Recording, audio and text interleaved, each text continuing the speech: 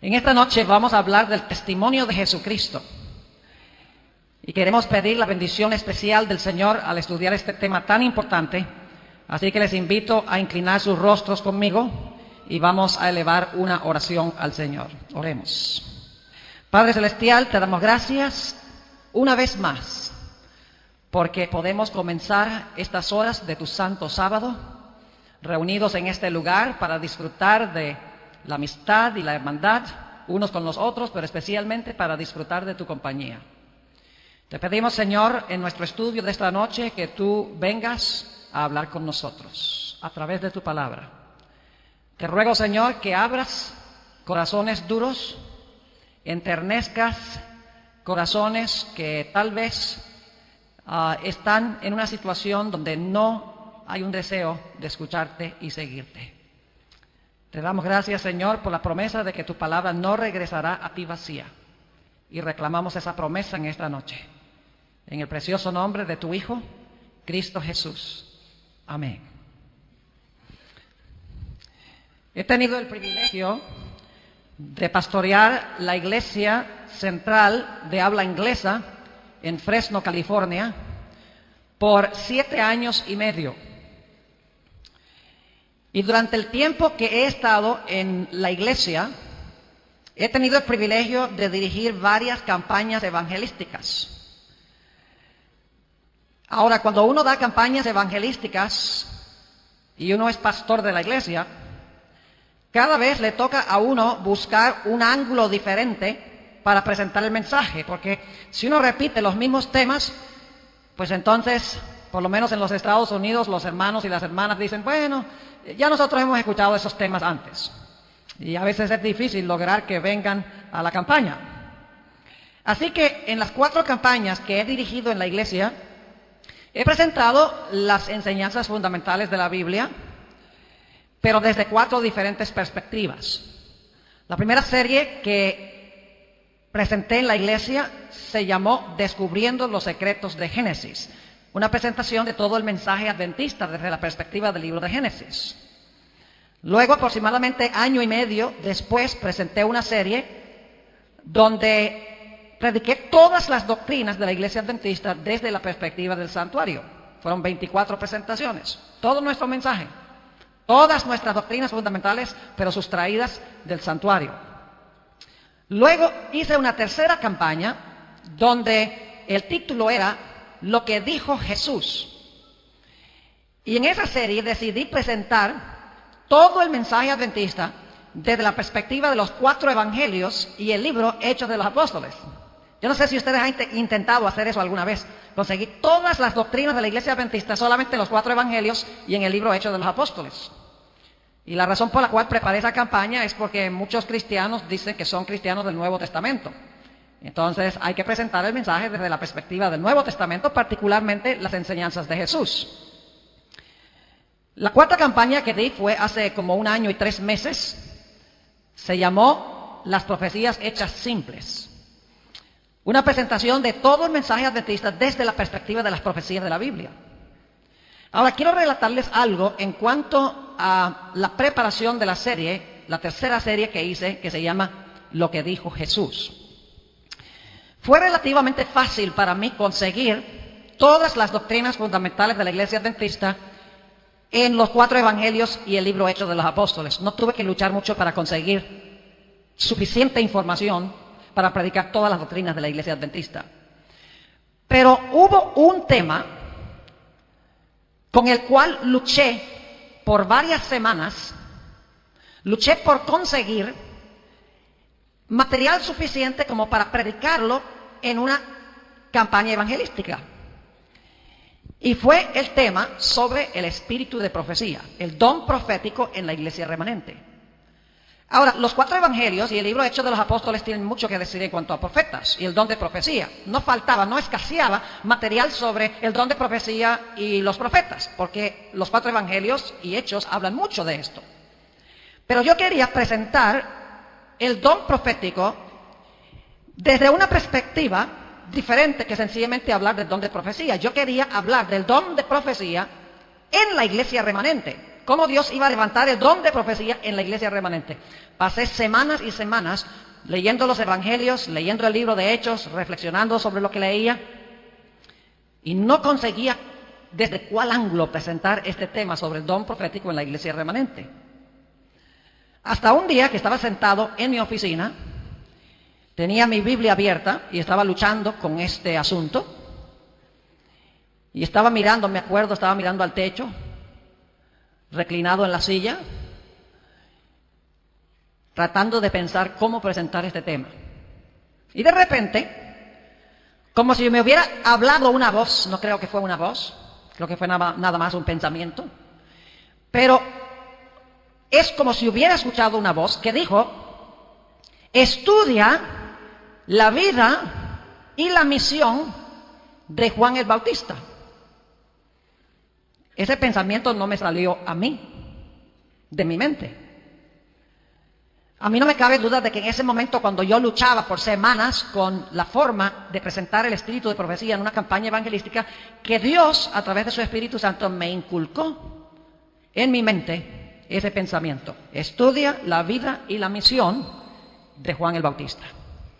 Así que fue una concordancia bíblica y busqué todas las referencias a Juan el Bautista en los evangelios y en el libro de Hechos. Y lo que descubrí fue aterrador. Lo que descubrí es lo que quiero compartir con ustedes esta noche. Les voy a decir desde el comienzo para dónde vamos con este asunto. A mí no me cabe duda alguna, y ustedes van a ver por qué, de que Juan el Bautista fue llamado por Dios especialmente para preparar a un pueblo para la primera venida de Jesús.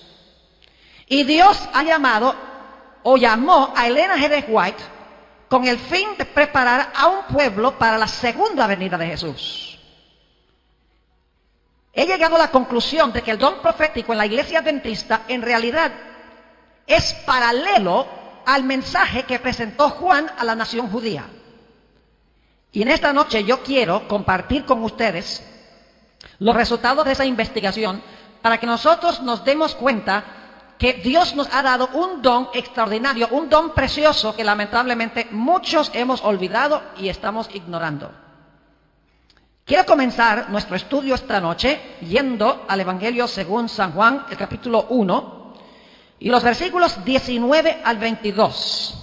San Juan, el capítulo 1, y los versículos 19 al 22. Aquí está hablando de Juan el Bautista. En efecto, vienen a Juan y le hacen una pregunta. Noten el versículo 19.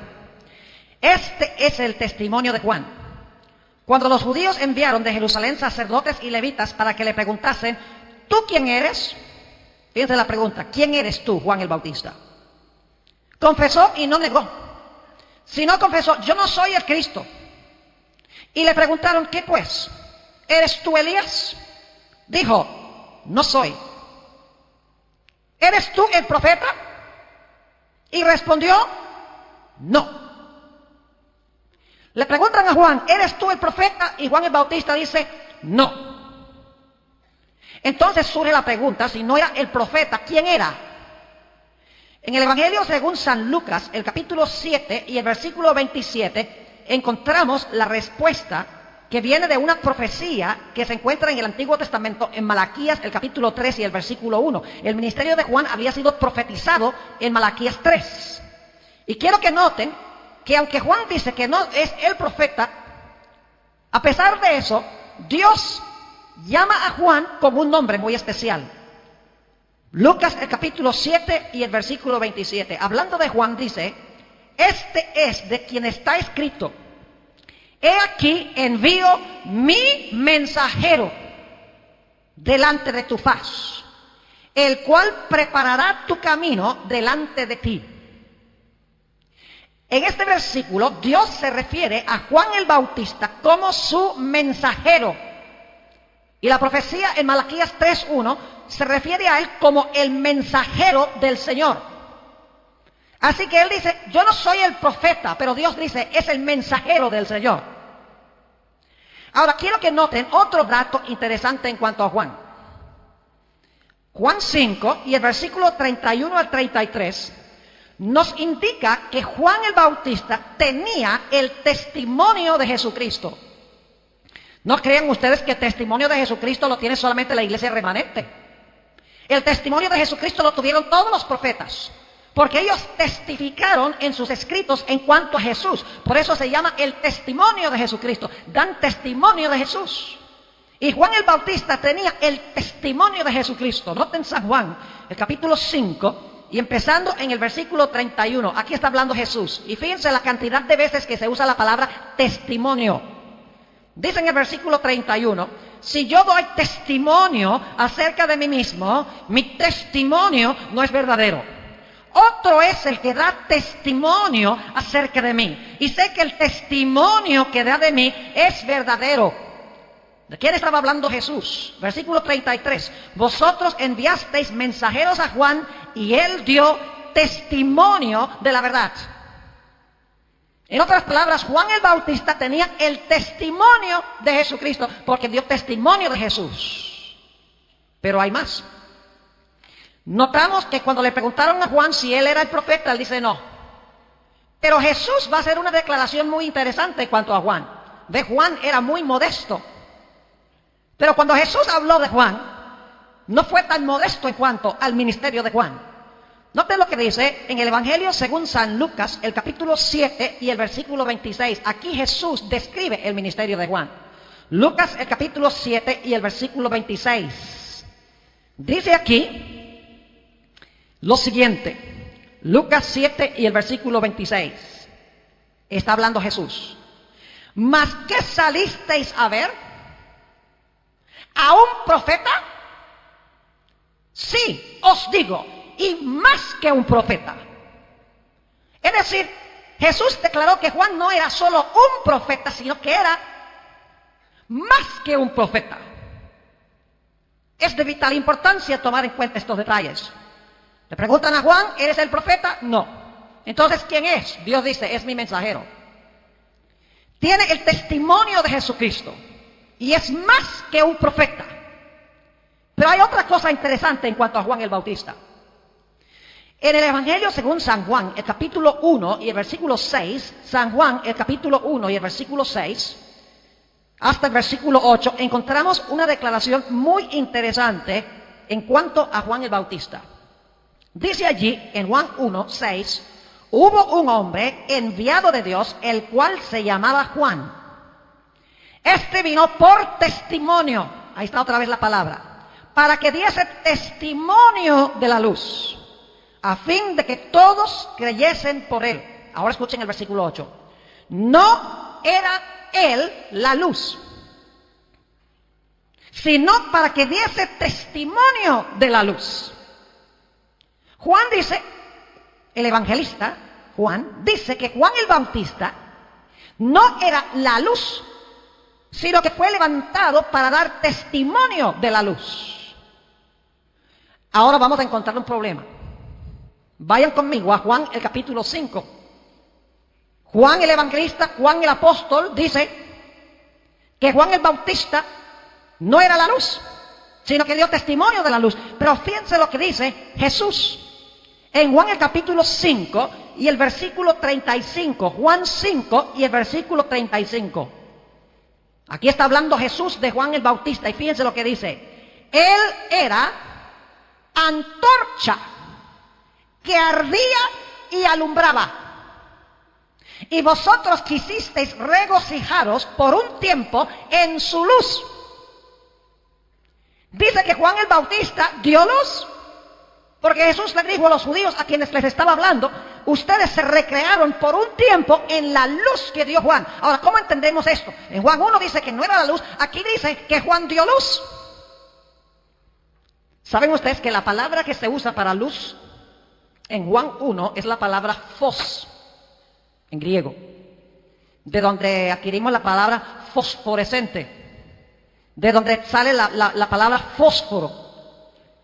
Es la palabra que se usa en el Nuevo Testamento para describir la luz solar. Pero la palabra que se usa para luz, hablando de Juan el Bautista, es la palabra lugnos, que significa una vela, una lámpara, O como dice aquí, una antorcha.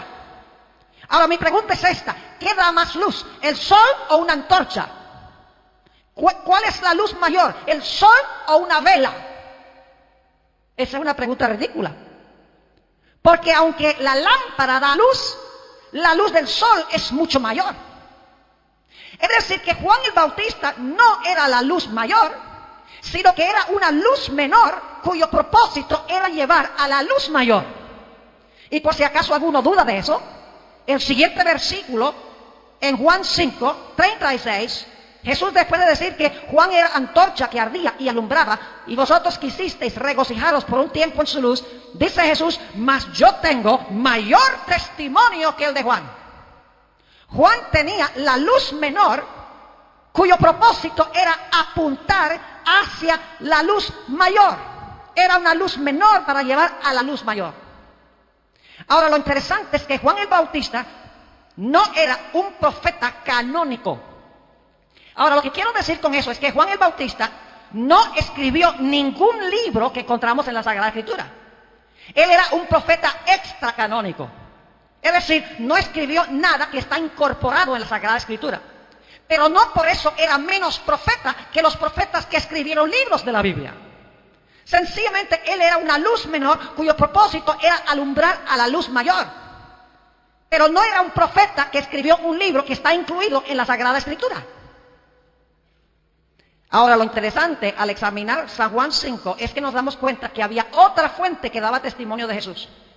No solamente Juan, una fuente extracanónica, fuera del canon bíblico, en el sentido de que no escribió ningún libro de la Biblia, sino que había otra fuente que también daba testimonio de Jesús, y era una fuente canónica, era parte del canon bíblico.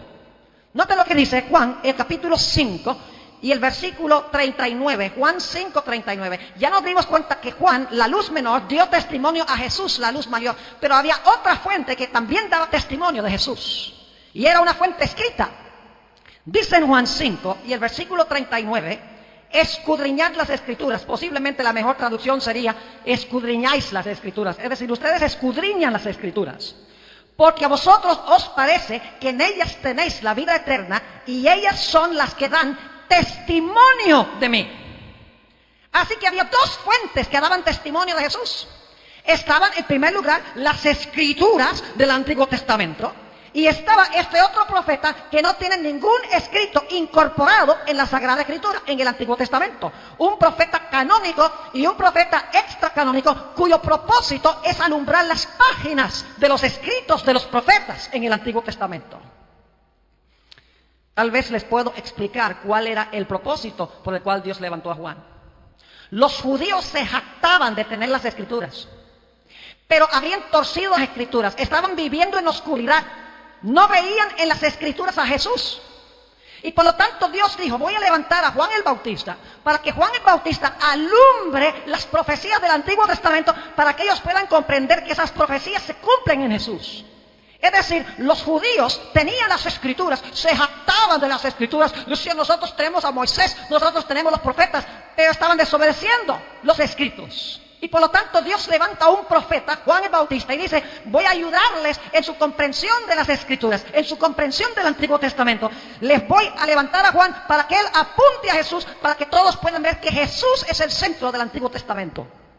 Y les puedo dar un ejemplo de esto. Cuando Juan el Bautista bautizó a Jesús, apuntó al maestro y le dijo a la muchedumbre: he aquí el Cordero de Dios que quita el pecado del mundo.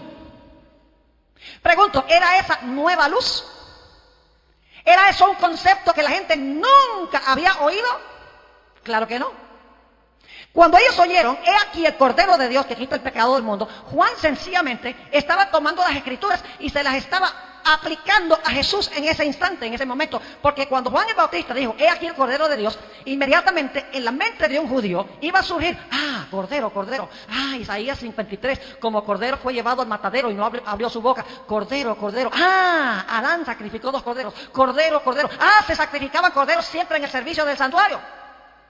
Es decir, el propósito por el cual Juan el Bautista introduce a Jesús como el Cordero de Dios es para que la gente inmediatamente cuando oyen que Jesús es el Cordero de Dios, vayan a las Escrituras y digan, vamos a estudiar estas profecías para ver en qué sentido este hombre es el Cordero de Dios.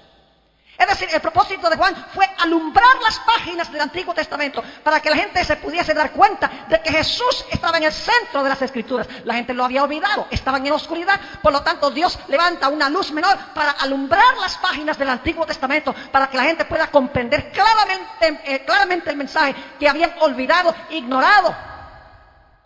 Juan el Bautista, en otras palabras, tenía el propósito de iluminar las páginas de las Escrituras para que la gente pudiera ver a Jesús en las Escrituras. Los judíos se jactaban y decían, nosotros tenemos a Moisés, no necesitamos ninguna otra voz profética, con Moisés nos basta.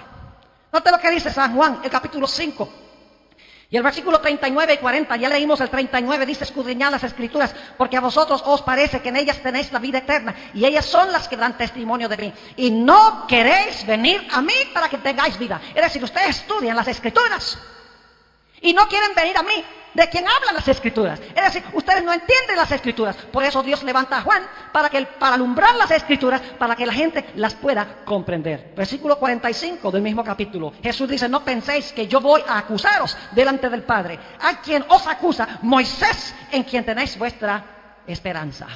Porque si creyeseis a Moisés, es decir, los escritos de Moisés, me creeríais a mí, porque de mí escribió él.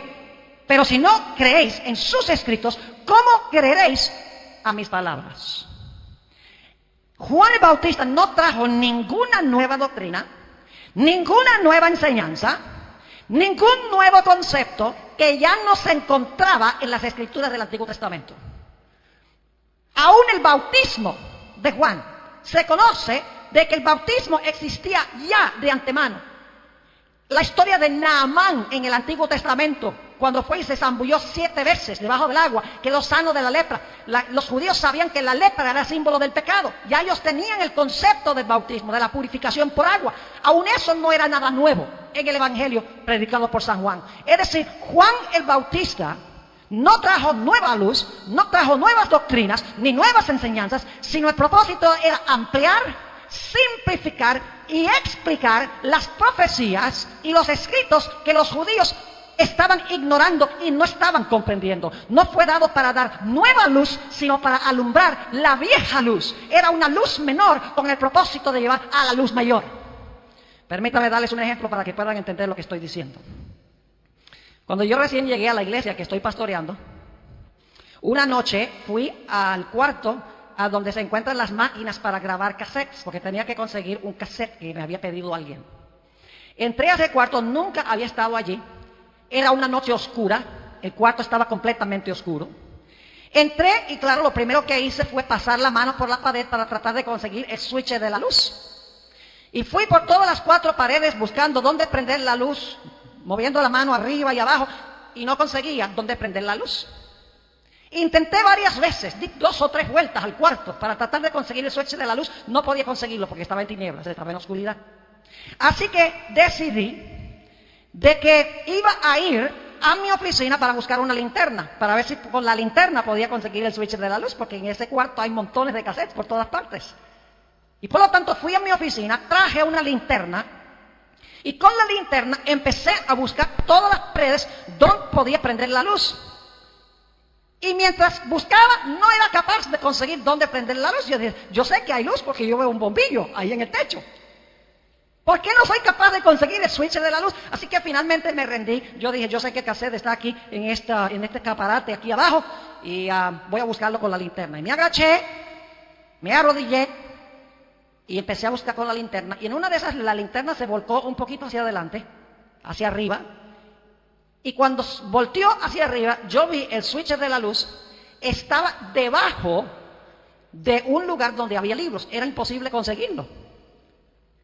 Ahora, cuando vi el switch de la luz, inmediatamente lo prendí y el cuarto se llenó de luz. Ahora yo pregunto, ¿cuál era el propósito de la linterna? El propósito de esa linterna era hallar la luz mayor. Es decir, esa luz menor tenía el fin de ayudarme a conseguir el switch que prende la luz mayor. Así fue con Juan el Bautista. Era una luz menor que Dios levantó con el fin de conducir a la luz mayor. Ahora, ¿por qué levantó Dios a Juan? Lucas, el capítulo 1 y el versículo 17 explica por qué es que Dios levantó a Juan el Bautista. Para presentar su mensaje al pueblo judío. Y dicho sea de paso, Juan el Bautista no fue llamado para presentar su mensaje a los romanos. Fue levantado por Dios para hablar a los judíos, para reprender a los judíos, porque profesaban tener las escrituras, pero no las estaban obedeciendo ni las comprendían. Así que Dios levanta a Juan para que Juan ahora alumbre las páginas de los escritos del Antiguo Testamento. Ahora noten lo que dice Lucas el capítulo 1 y el versículo 17 en cuanto al propósito por el cual Dios levantó a Juan el Bautista. Voy a empezar en el versículo 15 para captar el contexto. Dice, porque será grande delante de Dios. No beberá vino ni sidra, y será lleno del Espíritu Santo, aún desde el vientre de su madre. Y hará que muchos de los hijos de Israel ¿de quiénes? ¿De los romanos? No. De los hijos de Israel se conviertan al Señor Dios de ellos. E irá delante de él, es decir, delante de Jesús, con el espíritu y el poder de Elías, para hacer volver los corazones de los padres a los hijos y de los rebeldes a la prudencia de los justos. Y ahora viene la parte clave: para preparar al Señor un pueblo bien dispuesto, que significa un pueblo bien listo para la venida del Mesías. El propósito de las palabras de Juan el Bautista en apuntar hacia las Escrituras era preparar a un pueblo para estar listo para recibir a Jesús en su primera venida. Ahora, ¿cómo fue tratado Juan? Oh, cuando vino Juan todos decían, ¡ay, qué lindo predica este! Mira que habla, predica con potencia, ¡gloria a Dios! No. Juan era aborrecido por el propio pueblo a quien fue enviado. Y déjenme hacer un paréntesis aquí, hermanos y hermanas, los que me escuchan por radio, los que ven por televisión. Hay personas dentro de la iglesia adventista que critican a Elena White. No me sorprende. Me sorprendería que no la criticaran. Porque no hay un solo profeta en toda la Biblia que no haya sido odiado por la gente a quien fue enviado. Es decir, los profetas, cuando eran enviados al pueblo de Dios, porque los profetas eran primordialmente, no exclusivamente, pero casi en todos los casos, era el propósito que ellos hablaran a los que profesaban ser pueblo de Dios para traerlos de regreso a las sendas donde ellos se habían extraviado de la palabra. Y Juan el Bautista no era la excepción. Si todo el mundo hubiera amado a Juan el Bautista, yo pensaría que era falso profeta, porque Jesús dice, ay de vosotros cuando hablaren bien de vosotros los hombres, porque así hicieron con los falsos profetas. Ahora, noten cómo la gente trató a Juan, los líderes. Noten lo que dice en Mateo el capítulo 11 y el versículo 18. Mateo 11 y el versículo 18. Imagínense esto. Esta es una declaración tremenda de Jesús en cuanto a cómo algunos veían el ministerio de Juan. Dice, porque vino Juan, que ni comía ni bebía, y dicen, demonio tiene. Es decir, le estaban atribuyendo el don profético de Juan al demonio. Terrible. Noten Lucas 7, 29 y 30. Otro texto que habla de la forma como el propio pueblo a quien fue enviado trató a Juan. Dice en Lucas 7 y el versículo 29 y 30, y aquí está hablando, y esto lo digo con reverencia, porque está hablando de nosotros, los que somos líderes en la iglesia. Los líderes de aquella época no amaban a Juan. Rechazaban el ministerio y el mensaje de Juan. Y hay de nosotros que somos dirigentes y que somos pastores si caemos en el mismo error. Dice en Lucas el capítulo 7 y el versículo 29 y 30, el problema no era con el pueblo. Dice, y todo el pueblo y los publicanos, cuando lo oyeron, es decir, cuando oyeron a Juan el Bautista, justificaron a Dios, bautizándose con el bautismo de Juan. Es decir, el pueblo se gozaba con el mensaje de Juan. Pero noten el versículo 30. Mas los fariseos y los intérpretes de la ley, hoy diríamos que los fariseos eran los pastores y los maestros de la ley eran los teólogos. Y escuchen bien, me incluyo yo en esos grupos, porque yo soy pastor. Yo tengo que tener cuidado con este mensaje también. Yo no estoy apuntándole el dedo a ningún pastor, a ningún dirigente, porque yo estoy en la misma situación con ustedes. Yo soy también líder, soy también pastor. Pero fíjense lo que dice el versículo 30. Mas los fariseos y los intérpretes de la ley desecharon los designios de Dios respecto de sí mismos, no siendo bautizados por Juan. Es decir, rechazaron el mensaje de Juan. Inclusive se enojaron porque el pueblo amaba el mensaje de Juan. Un texto más sobre cómo la gente trató a Juan. Mateo el capítulo 17 y el versículo 12 y 13. Mateo 17 y el versículo 12 y 13. Aquí está hablando Jesús y dice lo siguiente. Mas os digo que Elías ya vino y no le conocieron. Está hablando aquí de Juan el Bautista. Y no le conocieron, sino que hicieron con él todo lo que quisieron. Es decir, lo ultrajaron, lo maltrataron, lo trataron como les dio la gana. Y luego dice Jesús, así también el Hijo del Hombre padecerá de ellos. Es decir, si tú tratas mal a la luz menor, últimamente también vas a tratar a la luz mayor, que es Jesús. Porque despreciaron a Juan, dice Jesús, me van a hacer la misma cosa a mí. Si el don de profecía es el testimonio de Jesucristo, si yo rechazo el testimonio de Jesucristo, estoy rechazando a Cristo, a quien el profeta está apuntando. Ahora, noten lo que sigue diciendo aquí en el versículo 13. ¿De qué estaba hablando Jesús cuando dijo que hicieron lo que les dio la gana con Juan el Bautista? Iban a hacer lo mismo con él. Dice, entonces los discípulos comprendieron que les había hablado de Juan el Bautista. Ahora les voy a decir algo muy solemne e importante. Los profetas no eran perfectos. Los profetas tenían debilidades. Los profetas crecían en su conocimiento de la verdad a medida que Dios les revelaba la verdad. A veces los profetas tenían un conocimiento parcial, hablaban cierta cosa y luego Dios les revelaba más luz y lo que no comprendían se aclaraba. Y era injusto tomar lo primero que ellos creyeron, donde su conocimiento era limitado y parcial, y no tomar en cuenta el desarrollo de la verdad como Dios se lo dio al profeta. Ahora, Juan el Bautista es un ejemplo de esto. Ustedes recuerdan que cuando el Señor Jesucristo vino para ser bautizado de Juan, Juan estaba emocionado y apunta y dice, he aquí el Cordero de Dios que quita el pecado del mundo. Este es el Mesías prometido, dice Juan el Bautista. ¿Saben ustedes que Juan el Bautista no tenía claro de que iba a haber la primera y la segunda venida? Si ustedes leen Mateo 3, que no tenemos tiempo de leer en esta noche, si leyeran Mateo el capítulo 3, ustedes van a darse cuenta que Juan el Bautista creía de que el Mesías iba a venir solo una vez, iba a establecer su reino eterno en este mundo. Él no entendía que el Mesías iba a venir a sufrir, iba a morir y luego después iba a pasar un tiempo y ese mismo Mesías iba a regresar en su venida gloriosa. Él pensaba que la venida gloriosa era en ese momento cuando viniera el Mesías. Tenía un concepto limitado del Mesías. Y cuando el Señor Jesucristo empezó a hablar de amor y ama a los romanos y ama a los publicanos y empezó a mezclarse con las prostitutas y con los pobres y con los pecadores, Juan el Bautista empezó a dudar en cuanto a Jesús. No entendía cómo este Jesús cuadraba con el concepto parcial que él tenía en cuanto al Mesías. Inclusive llegó a ser tan serio que cuando Juan el Bautista estaba en la cárcel, y esto se relata en Mateo el capítulo 11, cuando estaba en la cárcel, él llama a algunos de sus discípulos y les dice, mire, yo quiero que ustedes vayan a Jesús y le hagan una pregunta. ¿Eres tú el que estábamos esperando o debemos esperar a otro? ¿Qué diferencia?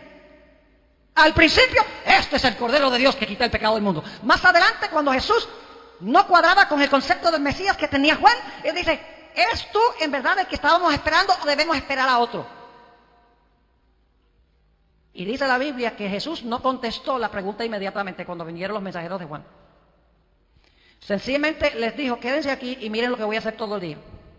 Y Jesús ese día abrió los ojos de los ciegos, sanó paralíticos, curó leprosos, echó demonios. Y al final del día, le dijo Jesús a los mensajeros de Juan, regresen ahora ustedes a Juan y cuéntenle las cosas que ustedes han visto. Y dice el deseado de todas las gentes que cuando los discípulos de Juan regresaron y le contaron lo que habían visto ese día, Juan dijo: yo no entiendo todo lo relacionado con el Mesías, pero este es el que estábamos esperando. Y se empezaron a aclarar sus ideas en su mente. Es decir, los profetas crecen en su conocimiento de la verdad. Cuando no tienen plena comprensión de algo, con el transcurso del tiempo Dios lo aclara y lo amplía. Y es injusto tomar lo que dijeron al principio, que es un conocimiento parcial, y decir que siempre creyeron eso y que Dios no lo aclaró con el transcurso del tiempo. Y la razón por la cual digo esto es porque Elena White, y me voy a adelantar un poco, Elena G. White al principio, después de 1844, creía que la puerta de la gracia se había cerrado para el mundo. Y algunos han tratado de darle la vuelta y decir: no creía eso, y tratan de arguir de que no. Pero según lo que yo he visto, Elena White creía que la puerta de la gracia se había cerrado para el mundo. Y algunos usan eso para decir: se equivocó. Pero lo mismo se puede decir de Juan el Bautista, también se equivocó. Pero Juan creció en su conocimiento y Dios le aclaró. De la misma manera, Elena G. White, después de un tiempo, se dio cuenta que la puerta de la gracia no se había cerrado para el mundo, sino que se había cerrado para aquellos que rechazaron el mensaje de Daniel 8:14 en el gran chasco de 1844, que la puerta de la gracia todavía estaba abierta para el mundo. Y ella lo dijo en sus escritos. Es injusto tomar lo que ella dijo una vez sin la aclaración que le dio Dios con el transcurso del tiempo. Los profetas crecen en su conocimiento. Y debemos nosotros ver eso con cualquier profeta bíblico, al igual que con el espíritu de profecía. Ahora hemos hablado de Juan. Hablemos ahora del profeta moderno. Repasemos lo que estudiamos de Juan. Le preguntan: ¿eres tú el profeta? No. ¿Quién es? El mensajero del Señor. Tenía el testimonio de Jesucristo. Era más que un profeta. Y era una luz mayor cuyo propósito era una luz menor para alumbrar hacia la luz mayor. Odiado por las personas, por el mismo pueblo a quien fue enviado. Ahora quiero leer unas citas muy interesantes de Elena G. White. Ella no estaba consciente de esto, yo estoy seguro. Pero en sus escritos se nota el paralelo entre ella y Juan el Bautista. Primera cita que quiero leer, la encontramos en Mensajes Selectos, tomo 1, página 36.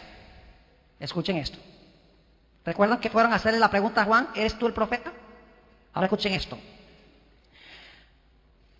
Algunos han tropezado en el hecho de que dije que no pretendía ser profetisa.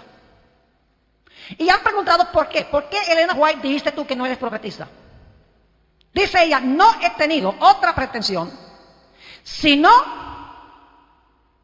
la de que se me ha indicado que soy la mensajera del Señor, que Él me llamó en mi juventud para ser su mensajera, para recibir su palabra y dar un mensaje claro y decidido en el nombre del Señor Jesús.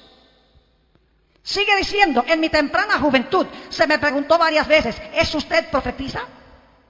Siempre he respondido: soy la mensajera del Señor. Sé que muchos me han llamado profetisa, pero no he pretendido ese título. Mi Salvador me declaró que era su mensajera. Le preguntaron: ¿eres profeta? No. Entonces, ¿quién? La mensajera del Señor. Muy interesante. Lo mismo dijo Juan, pero hay más. La Biblia nos dice que la iglesia remanente iba a tener también el testimonio de Jesucristo. Note lo que dice Apocalipsis, el capítulo 12 y el versículo 17. Apocalipsis 12, 17. Hablando de la última iglesia, del remanente final de Dios. La iglesia que iba a levantar la verdad en alto en los últimos días. Dice que entonces el dragón se llenó de ira contra la mujer que representa la iglesia. Y se fue a hacer guerra contra el resto de la descendencia de ella, los cuales guardan los mandamientos de Dios y tienen el testimonio de Jesucristo. La iglesia remanente final iba a tener el testimonio de Jesucristo. ¿Y qué es el testimonio de Jesucristo que iba a tener la última iglesia? En Apocalipsis 19 y el versículo 10, el mismo apóstol Juan, escribiendo en el libro de Apocalipsis, explica qué es el testimonio de Jesucristo. Dice allí, en Apocalipsis 19 y el versículo 10, y yo me postré a sus pies para adorarle. Y él me dijo: mira, no lo hagas. Yo soy consiervo tuyo y de tus hermanos que retienen el testimonio de Jesús. Adora a Dios porque el testimonio de Jesús es el espíritu de la profecía. El testimonio de Jesús es el espíritu de profecía. Y según Apocalipsis 12:17, la iglesia remanente iba a tener el espíritu de profecía, iba a tener el testimonio de Jesucristo. Es decir, debemos esperar que la iglesia remanente tenga alguien que tuvo el mismo don que Juan el Bautista. Y va a ser una mujer que cuando le pregunte qué es profeta, dice no. Entonces, ¿quién? La mensajera del Señor. Pero hay más. Recuerda que Juan el Bautista dijo, yo no soy profeta, pero Jesús dijo que era más que un profeta. Noten lo que dice Elena White en Mensajes Selectos, tomo 1, en la página 40. Dice ella, mi obra incluye mucho más de lo que significa ese nombre, es decir, el nombre profeta. Me considero a mí misma como una mensajera a quien el Señor le ha confiado mensajes para su pueblo. Es decir, ella dice, mi labor es la labor de un profeta, sí, pero es una labor mucho más grande que la de un profeta. Juan el Bautista dijo la misma cosa. Ahora, otra cosa muy interesante en cuanto a Elena G. White es lo que ella dijo en cuanto a sus escritos. ¿Recuerdan que Juan el Bautista era la luz menor cuyo propósito era llevar a la luz mayor? Fíjense lo que dice la sierva de Dios en el Mensajes Selectos, tomo 3, la página 30. Escuchen la terminología. Dice ella, poco caso se hace a la Biblia. Y por esto el Señor ha dado una luz menor para guiar a los hombres y a las mujeres a la luz mayor. Se refiere a sus escritos como la luz menor y que la intención de esos escritos es llevar a la luz mayor. Fíjense qué paralelos tan interesantes. ¿Eres profeta? No. Entonces, ¿quién? La mensajera del Señor. Tenía el testimonio de Jesucristo, según el libro de Apocalipsis. Es más que un profeta y es una luz menor cuyo propósito es llevar a la luz mayor. Y el propósito final del espíritu de profecía es preparar a un pueblo para la segunda venida, como Juan el Bautista preparó a un pueblo para la primera venida. Y dicho sea de paso, Elena G. White no tiene ningún libro que está incluido en la Biblia, en la Sagrada Escritura. Ella es una profetisa extracanónica, es decir, ella está fuera del canon bíblico. El propósito de ella no es añadirle capítulos o libros a la Biblia. El propósito de ella es alumbrar sobre las páginas de la Biblia para clarificar, simplificar, ampliar las verdades ya dadas. Es más, Elena G. White no da ni una sola doctrina en sus escritos que no se pueda presentar desde la Biblia sola. Ella sencillamente ilumina las páginas de la Biblia, clarifica, amplía y nos ayuda a entender mejor la Sagrada Escritura. Especialmente a un pueblo que dice, nosotros somos el pueblo del libro, nosotros nos guiamos solamente por la Biblia y la Biblia sola. Pero muchos que dicen, nos guiamos por la Biblia y la Biblia sola, están violando los principios más fundamentales de la Biblia. Por lo tanto, el espíritu de profecía es dado para que se pueda ampliar a donde el pueblo de Dios está fallando, para que puedan remediar la situación en sus vidas. Déjenme darles 1 o 2 ejemplos. Una vez estaba predicando en la ciudad de Albuquerque, en el estado de Nuevo México, en los Estados Unidos, y estaba manejando el carro o el auto, y estaba escuchando un programa donde un pastor cristiano estaba contestando preguntas por radio. La gente llamaba y él respondía la pregunta en vivo. Bueno, a medida que estaba escuchando, llamó una persona y le dijo al pastor que estaba contestando las preguntas, mire, yo tengo 2 preguntas que me gustaría que me contestara. Número 1, ¿es pecado fumar? Y la segunda pregunta es, ¿me va a mandar Dios al infierno por fumar? Preguntas interesantes. Pero las respuestas de que estaba en la emisora de radio de este pastor me aterraron aún más que las preguntas. El que estaba contestando las preguntas, que era un pastor cristiano, dice, en cuanto a su primera pregunta, le puedo asegurar que fumar no es pecado, porque en ninguna parte de la Biblia consigues que dice, no fumarás. Y nos guiamos por la Biblia sola. Como la Biblia no dice no fumarás, está bien fumar. Pero lo que me aterró fue la respuesta a la segunda pregunta. Le dice con respecto a su segunda pregunta, que si por fumar Dios lo va a enviar al infierno, no se preocupe, que más rápido va a llegar al cielo. Claro, porque el que estaba contestando las preguntas creía que si se moría más rápido llegaba al cielo, si se moría de cáncer. Yo no podía creer lo que estaba escuchando de un pastor cristiano. Es verdad que la Biblia no dice no fumarás, pero la Biblia sí dice que nuestro cuerpo es templo del Espíritu Santo. La Biblia también dice que nada inmundo entrará al cielo. ¿Han visto los pulmones de un fumador? La Biblia también dice claramente que debemos vencer los deseos de la carne. Ahora, créanme que no estoy criticando a cualquier persona aquí que está luchando con el hábito del cigarrillo. Dios le puede dar la victoria sobre el hábito del cigarrillo, porque todo lo podemos en Cristo que nos fortalece. Lo que estoy hablando aquí es que algunos cristianos usan pretextos de poder hacer algunas cosas porque la Biblia no dice explícitamente que es pecado fumar. Pero en principio la Biblia, si se toman los principios, vamos a llevar una vida ordenada y limpia en nuestros hábitos de salud. Ahora, por eso Dios levantó a Ellen G. White. Y Ellen G. White dice, el cigarrillo es un veneno lento e insidioso. Y el que fuma peca contra su cuerpo y quebranta la ley de Dios. Lo dice clarito, constante y sonante para que no haya excusa.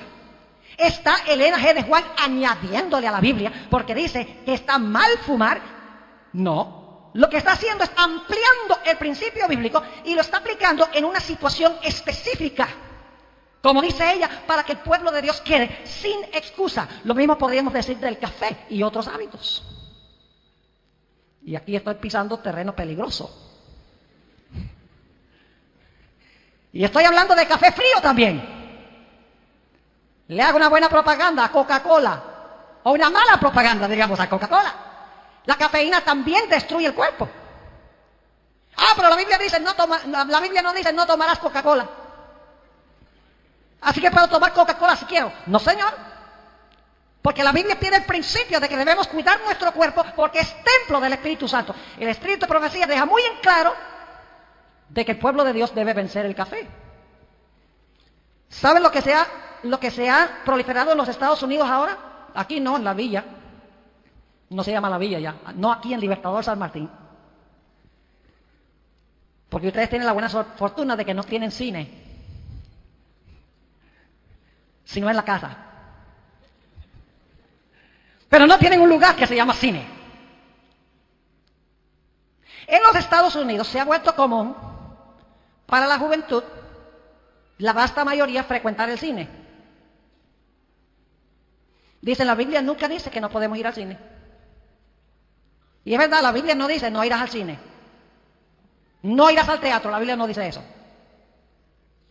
Así que por eso podemos ir al teatro, podemos ir al cine, porque la Biblia no lo prohíbe específicamente, no, porque la Biblia tiene principios.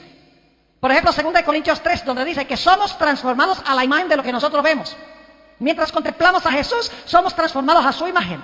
Lo contrario es verdad también, que mientras contemplamos la violencia, el sexo ilícito, la mentira y todas estas cosas, reflejamos eso que estamos viendo. Y a veces los jóvenes de la iglesia vienen y me dicen, pastor, yo no le veo nada malo a ir al cine. Y yo le digo, pues yo voy a estar orando para que Dios te arregle los ojos. Porque es un problema de vista. Para que Dios, a través del Espíritu de Profecía, Ellen G. White dice que no se debe ir al teatro. No había cine en ese tiempo. Pero ella dice, el teatro exalta la violencia, el sexo, la mentira, un mundo imaginario. Dice, no vayan. ¿Está añadiéndole Ellen G. White a la Sagrada Escritura? No. Lo que está haciendo es ampliando las cosas para que sepamos cómo prepararnos en detalles específicos para la venida del Señor. Es una ayuda que nos da Dios para que podamos obedecer los principios bíblicos en cada detalle de nuestra vida si amamos a Jesús. Permítame leerles una cita aquí. Se encuentra en el tomo 2 de Joyas de los Testimonios, páginas 280 y 81. Y escuchen bien. Ellen G. White misma dijo que si el pueblo de Dios hubiera estado obedeciendo la Biblia, Dios nunca la hubiera levantado a ella. Inclusive ella dice que el único propósito por el cual Dios la levantó a ella es para apuntar a la Biblia, ampliar la Biblia, explicar la Biblia, para que podamos entender mejor. Dice ella lo siguiente: si os hubieseis dedicado a estudiar la palabra de Dios, con un deseo de alcanzar la norma de la Biblia y la perfección cristiana. Es decir, si estudias la Biblia porque tú quieres alcanzar la perfección cristiana, no habríais necesitado los testimonios. Es decir, si estudiáramos a conciencia la Biblia, Dios no hubiera dado los testimonios. Sigue diciendo, es porque habéis descuidado el familiarizaros con el libro inspirado de Dios, por lo que Él ha tratado de alcanzaros mediante testimonios sencillos y directos, llamando vuestra atención a las palabras de la inspiración que habéis descuidado de obedecer, e invitándoos a amoldar vuestra vida de acuerdo con sus enseñanzas puras y elevadas. Sigue diciendo, los testimonios escritos, escuchen bien, los testimonios escritos no son dados para proporcionar nueva luz, sino para impresionar vívidamente en el corazón las verdades de la inspiración ya reveladas. El deber del hombre hacia Dios y sus semejantes ha sido especificado distintamente en la palabra de Dios. Es decir, si tú quieres saber cuál es tu deber para con Dios y tus semejantes, está clarito en la Sagrada Escritura. Entonces, ¿para qué el espíritu de profecía? Sigue diciendo, sin embargo, son pocos entre vosotros los que obedecen a la luz dada. Igual que los judíos en el tiempo de Jesús tenían la Biblia, pero no la estaban obedeciendo. Sigue diciendo, en cuanto a sus escritos, no son sacadas a relucir verdades adicionales. Es decir, en sus escritos no hay nueva luz. En sus escritos no hay nuevas doctrinas, nuevas enseñanzas que no están en la Biblia. Dice, no son sacadas a relucir verdades adicionales, sino que Dios ha, escuchen bien, simplificado por medio de los testimonios las grandes verdades ya dadas. Y en la forma de su elección, las ha presentado a la gente para despertar e impresionar su mente con ellas, a fin de que todos queden sin excusas. En el día de juicio tú no vas a decir, pero Señor, tú no dijiste que no debía ir al cine. Tú no dijiste que no debía fumar. Tú no diste este y el otro detalle específico. Dios va a decir, si hubieras leído los principios de la Biblia con el deseo de alcanzar la perfección cristiana, hubieras sabido que necesitabas hacer cambios en tu vida. Te di inclusive los testimonios para especificar en detalle cómo aplicar esos principios a los aspectos específicos de la vida. Y por lo tanto, los que usen la excusa de que se rigen solo por la Biblia y violan los principios de la Biblia, según el espíritu de profecía, van a quedar sin excusa. Quiero explicarles brevemente, ya concluyendo nuestro tema, por qué Dios levantó a Elena G. de White para el pueblo remanente. Y lo quiero explicar hablando un poco de otro profeta, o tal llamado profeta, que se levantó en la misma época que Elena White. Ahora voy a mencionar una denominación religiosa.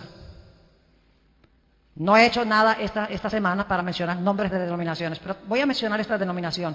Y les digo una cosa, los miembros de esta denominación son gente muy buena. Aman a Dios, tienen altos valores familiares, y son muy cuidadosos con sus principios de la salud. Me refiero a los mormones. ¿Cuántos de ustedes alguna vez han recibido una visita de un mormón? Hay bastantes aquí. Vienen dos jóvenes, muchas veces son gringos, con su camisa blanca, su corbata oscura y montando bicicleta. ¿Sí o no? Y muchachos bien arregladitos, bien parecidos. Es decir, dan buen testimonio. Y llegan a la casa, ¿y qué es el primer estudio bíblico que le dan? ¿Cuál es? ¿Cuál es el primer estudio bíblico? Los que han recibido los mormones saben que el primer estudio bíblico que ellos le dan es sobre cómo llegó a existir el libro de Mormón y por qué José Smith es un verdadero profeta. ¿Dónde presentamos los adventistas la doctrina del espíritu de profecía, si es que la presentamos? ¿A dónde? Al final. Yo siempre presento el espíritu de profecía al final de mis conferencias. Pero los mormones presentan al puro principio, el primer estudio bíblico es tratar de persuadirnos a nosotros de que José Smith fue un verdadero profeta y que su traducción del libro de Mormón, de un idioma antiguo egipcio, es un libro tan confiable como la Biblia.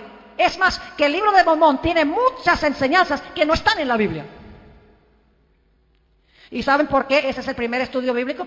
Porque, con todo respeto, digo que los mormones no pueden comprobar sus doctrinas solo de la Biblia. Y por eso ellos tienen que persuadir a la gente en el primer estudio bíblico de que acepten una fuente de autoridad adicional fuera de la Biblia, que es el libro de Mormón y algunos otros libros que ellos tienen. Porque si pueden convencerlos de que ustedes acepten el libro de Mormón como de autoridad, entonces ellos les pueden dar estudios bíblicos, todos los estudios bíblicos se los pueden dar no solo con la Biblia, sino también con el libro de Mormón, porque usted aceptó el libro de Mormón como de igual autoridad que la Biblia y que tiene el libro de Mormón muchas doctrinas que no están en la Biblia. En la iglesia adventista es lo contrario. Por lo menos en mis conferencias de Génesis, del santuario, lo que dijo Jesús, las profecías de la Biblia, el don profético siempre lo presento al final. No porque sea menos importante, sino porque quiero que la gente vea que todas las doctrinas y enseñanzas de la iglesia adventista encuentran un apoyo claramente en la Sagrada Escritura. Y cuando llego al final, le digo a la gente, oh, dicho sea de paso, tenemos el postre.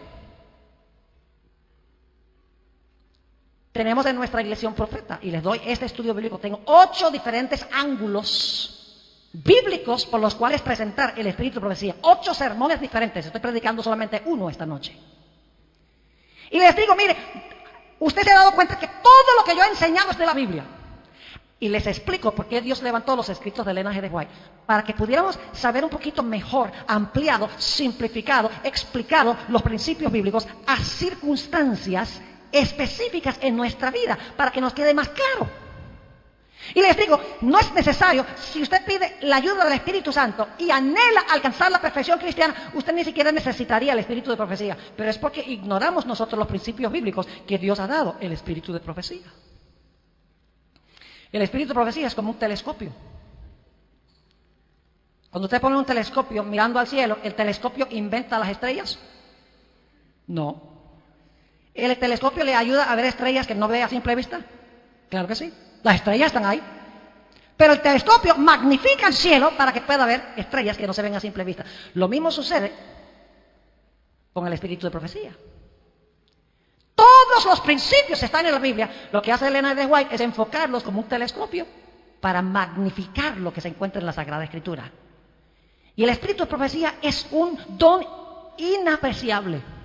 Es un don precioso que Dios ha dado a la iglesia adventista. Y sin embargo, el pueblo de Dios en gran medida lo está ignorando, bajo el pretexto de que nosotros obedecemos, es lo que dice la Biblia, y no necesitamos ninguna autoridad fuera de la Biblia.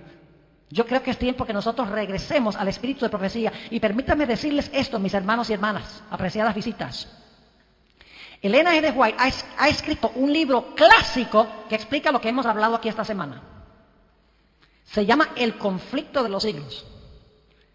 Si ustedes quieren una exposición clarísima de lo que va a pasar en los últimos días, una explicación clarísima de los mensajes de los 3 ángeles, ampliados, explicados, con todo lujo de detalles, lo único que tienen que hacer es leer El conflicto de los siglos. Yo no he usado mucho el espíritu de profecía esta semana, he usado Apocalipsis el capítulo 14. No necesité usar el espíritu de profecía porque está en la Biblia. Pero si ustedes leen El conflicto de los siglos, van a encontrar mucho detalle, mucha simplificación, mucha ampliación, cosas que nos ayudan a comprender doctrinas y conceptos bíblicos. Donde no hay visión, el pueblo se disipa. Ciertamente Dios no hará nada sin que revele su secreto a sus siervos los profetas. Sin embargo, muchos hoy en día critican el espíritu de profecía. Yo no sé aquí en Argentina cómo es, pero en Norteamérica hay websites dedicados específicamente a tratar de destruir el espíritu de profecía. Ex pastores adventistas escriben libros, un libro que se llama La mentira blanca, con el fin de tratar de echar al suelo el espíritu de profecía. Ministros que se han llevado iglesias enteras que ahora guardan el domingo en vez del sábado. Varias de ellas criticando el espíritu de profecía. Un ex maestro de teología en el campo donde yo trabajo ahora publica una revista que se llama Proclamación, a donde ataca mordazmente el espíritu de profecía, la doctrina del santuario. Dice que los muertos todos saben que no importa lo que uno se come, que la ley fue clavada en la cruz. Porque cuando se rechaza la luz menor, se rechaza también la mayor. Por eso Dios quiere que el pueblo de Dios regrese a la palabra escrita, y que también leamos el espíritu de profecía, y que cuando vayamos a la Biblia y el espíritu de profecía, lo hagamos con un corazón abierto y sincero, dispuesto de oír la voz de Dios. Habla, Señor, que tu siervo oye. Lo que tú me digas en los libros, lo voy a obedecer y voy a buscar el principio bíblico. Y de esta manera, en cada detalle de la vida, a través de la ampliación que encontramos en el espíritu de profecía, el pueblo de Dios estará preparado en todas las dimensiones de la vida para la segunda venida de Jesús. Quiero terminar en esta noche mencionándoles que Elena G. de White vio en el tiempo de angustia a un grupo de adventistas. Proféticamente se le permitió ver el futuro, un grupo de adventistas en el tiempo de angustia. Y quiero leer esta cita, se encuentra en la página 45 de Mensajes Selectos, tomo 1. Dice: vi el estado de algunos que se adherían a la verdad presente, pero que no hacían caso de las visiones. La forma que el Señor había escogido para enseñar en algunos casos a los que erraban en la verdad bíblica. Es decir, el propósito del Espíritu de Profecía es corregir a los que yerran en la verdad bíblica. Sigue diciendo ella que en el tiempo de angustia, estas personas que decían Biblia sola, nada de testimonios, nada de visiones, hicieron una pregunta. Note lo que dice: ¿por qué no nos mostraste nuestro error para que pudiésemos haber hecho lo correcto y hubiéramos estado listos para este tiempo?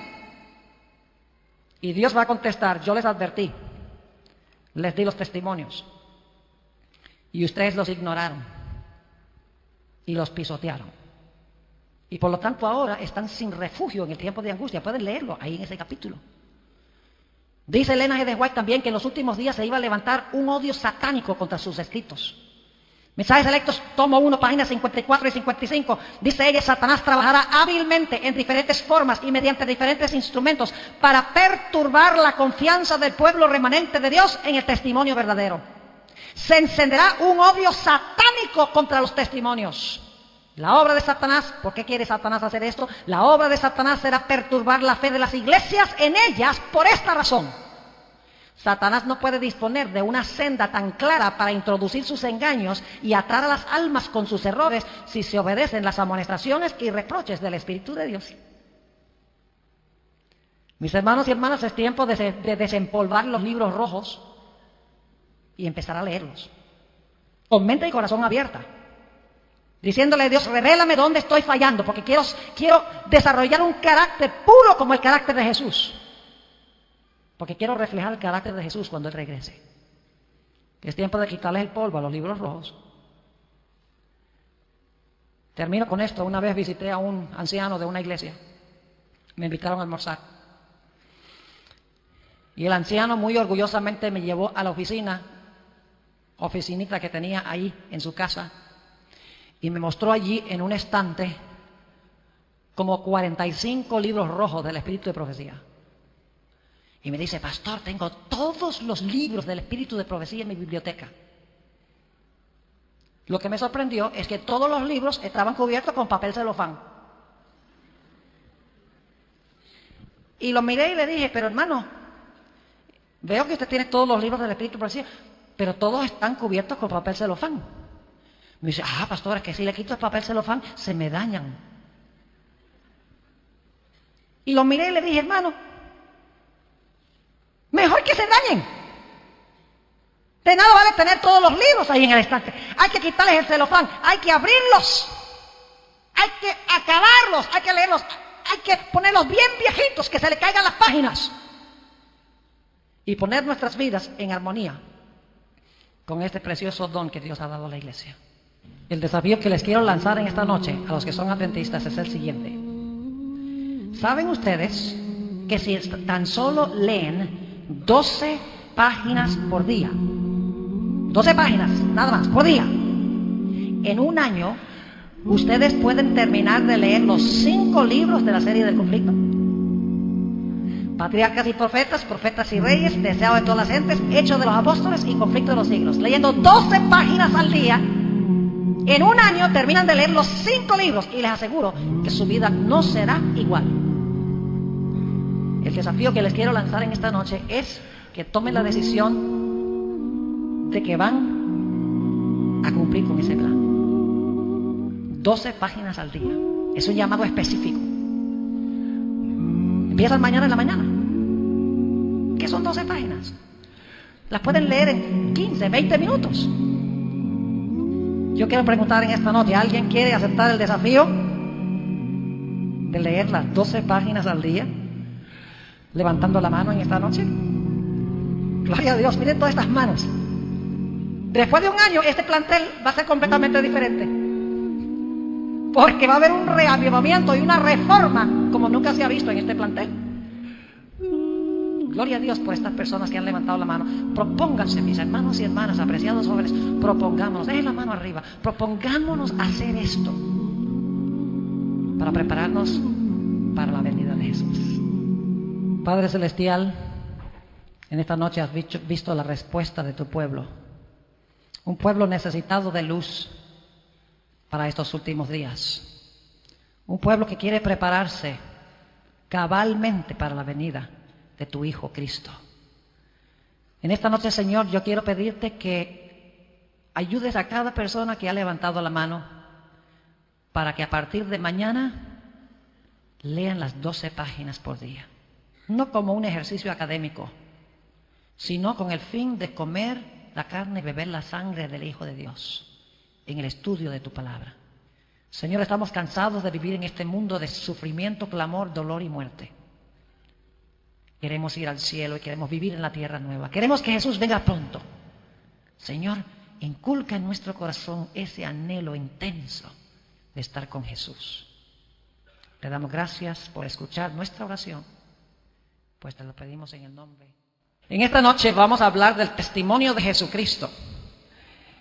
Y queremos pedir la bendición especial del Señor al estudiar este tema tan importante. Así que les invito a inclinar sus rostros conmigo y vamos a elevar una oración al Señor. Oremos. Padre Celestial, te damos gracias una vez más, porque podemos comenzar estas horas de tu santo sábado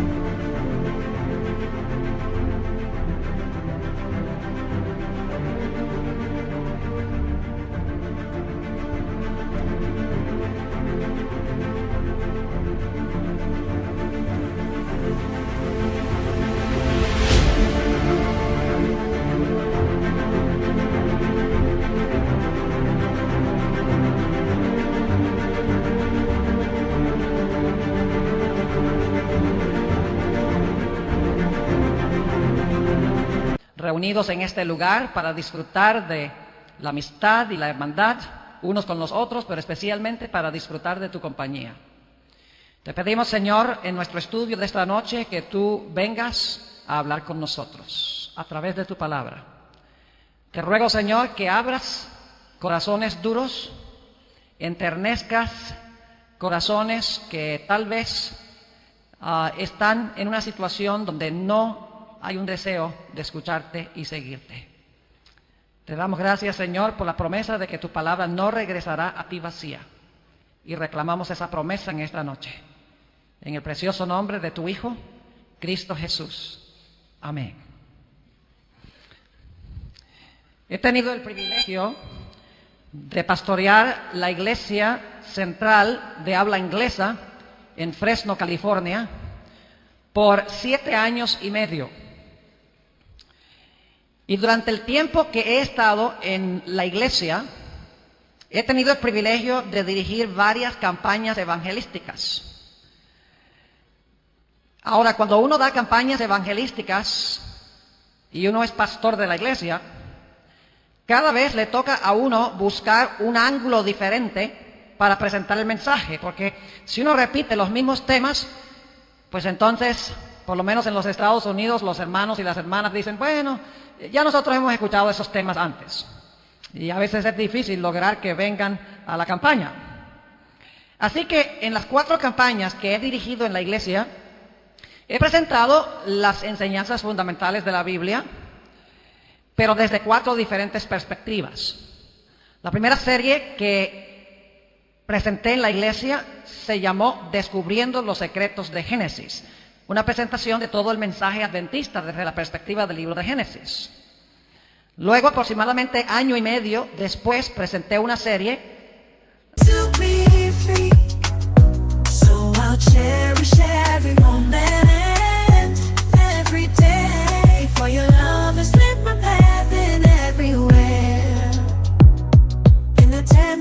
of your hand, I find the strength to rise a step through every trial, every tear we've shed. Your love's been the shelter where I find my bed. For your love's been my anchor in life's stormy seas, a beacon of hope guiding me to be free. So I'll cherish every moment.